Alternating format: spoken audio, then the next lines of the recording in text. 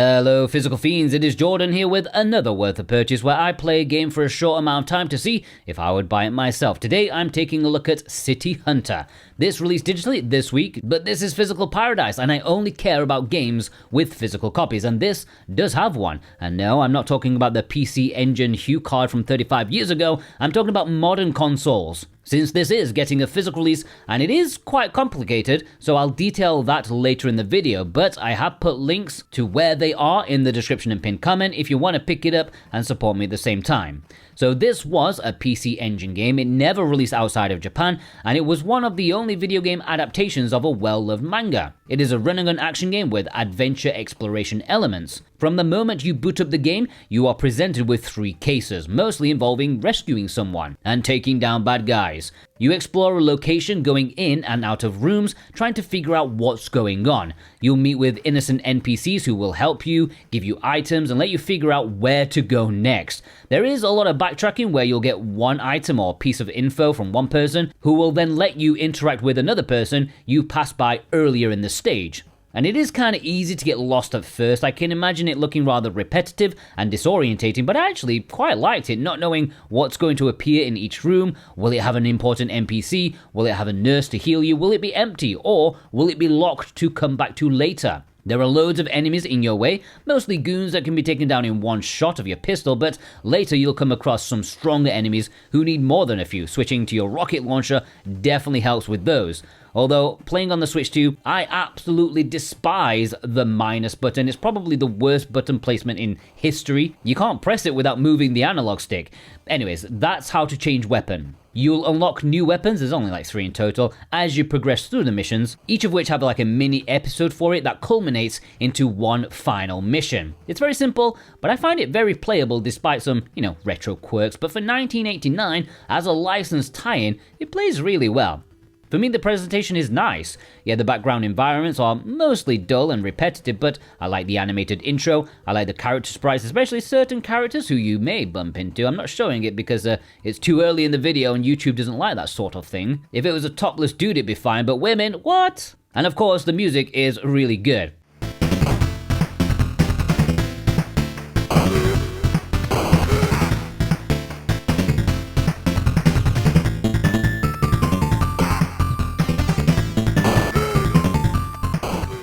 In terms of the modes, there is the original version, then there's a new hard mode, and then there is the enhanced mode, which promises, in quotes, refined enemy behaviors, improved gameplay, and more. What this more is, I'm not entirely sure. This is the version I played to completion for this video, and there's something about it that struck me quite strongly, and that is, they've made it worse. Only a little bit, but this enhanced enemy behavior nonsense is basically make them more dickish. Because having played the original on my PC Engine last year, playing this enhanced version, it did feel instantly a bit wrong. You will feel the cheese the moment you step outside a door, because unlike the original, where the enemies will still give you room, now they are standing outside waiting to hit you the moment the screen transitions. Why they would make the enemies cheaper, I have no idea what was going through their mind. I guess it technically is more clever of the enemy to stand there in order to get a cheap shot in, but that doesn't make it better, it makes it worse. Like, what the hell are you doing? Now, it's not a deal breaker or anything because it's still, on the whole, a fairly generous game when it comes to difficulty, especially considering when it released, this game is as old as me. Plus, it still has the original game in here if you just want purity, but there is one enhancement that does work for me, and that is when running, your character stays a bit more central on the screen. Previously, when running, you'd be far too close to the edge of the screen, making enemies more difficult to avoid. Loads of old games did this for reasons of insanity. You'd have to inch your way through the level at times, but yeah, I'm glad that's fixed here. Those two things are the only differences I personally noticed, although I guess, of course, a feature of this release is that it is now playable in English. Now, having played through the Japanese version before, it wasn't a massive hurdle, but it's definitely more accessible now since you are told objectives and how to progress, which items you've been given, where you need to go, who you need to take them to. I fumbled my way around and it wasn't that bad, but having it in English makes it a much smoother experience. Although I did already guess the translation wouldn't be like 100% on point, especially when you're walking in on girls getting changed. I swear in the Japanese version, one of them calls you a pervert. I didn't see that here. Like, nobody said pervert. Although maybe there was one girl I didn't bump into. I could be wrong. That's not a big thing though. I mean, I was half expecting those girls to not be in the game at all. What with how modern age ratings are. Now, I do think for the time, and even now, it's a very playable game. It's not brutally difficult. I completed the game in an hour without dying once, and I didn't even use the rewind feature. Okay, I have played it before, but I wouldn't say I'm like particularly good at the game. It's just very accessible in my opinion. It's a fair retro game that's fun and interesting. It won't be everyone's cup of tea. I can imagine some tears from those who, they get lost. There's no waypoint markers. There's not even a map. And the maze-like doors that all look the same will put off many modern players.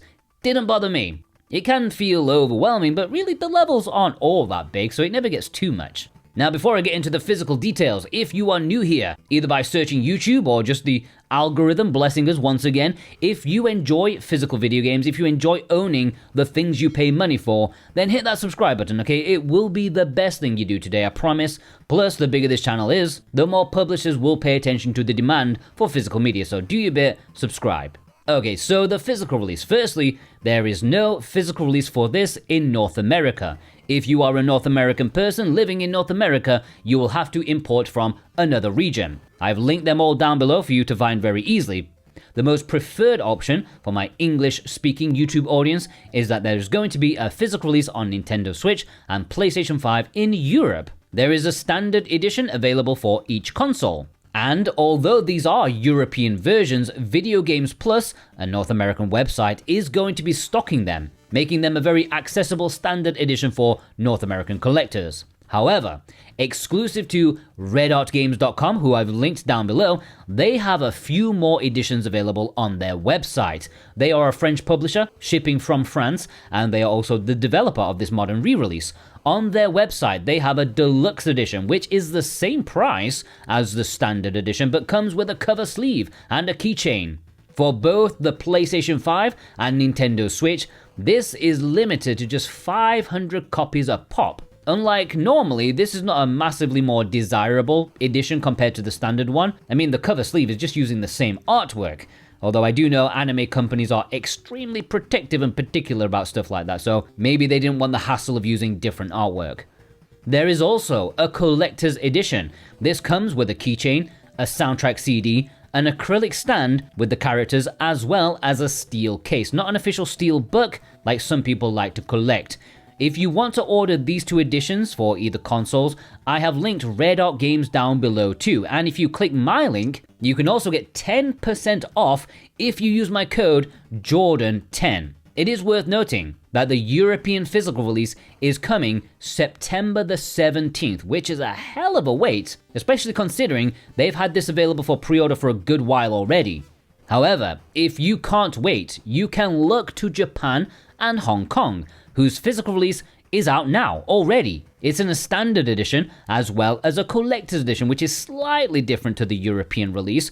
Gone is a soundtrack CD, and the keychain is a bit different. It's also a little bit cheaper. If you want to import these editions, you can do so via my Play Asia link. It's region free and it will play in English, and if you click my Play Asia link, you can get 5% off with my code Jordan2026. Any purchase made via any of those links below, it really does support me in the best way possible, and I do truly thank you from the bottom of my heart. Would I purchase this myself? It is a tough ask. Digitally, absolutely no way. You can't pay $25 for a debatably enhanced PC Engine ROM. Physically, well, your mileage may vary. In my opinion, you're getting a good, interesting PC Engine game that's surprisingly very playable and fun to this day. It's probably in my top 5 PC Engine games that aren't shmups, but the price is a lot for something simple. City Hunter fans will have already purchased it, I'm sure. I mean, you gotta support a franchise that's trying to make a comeback. Let me know, will you be picking this up physically? Have you pre-ordered it already? Are you that much of a City Hunter fan? Let me know in the comments below, and have a fantastic day. Take care.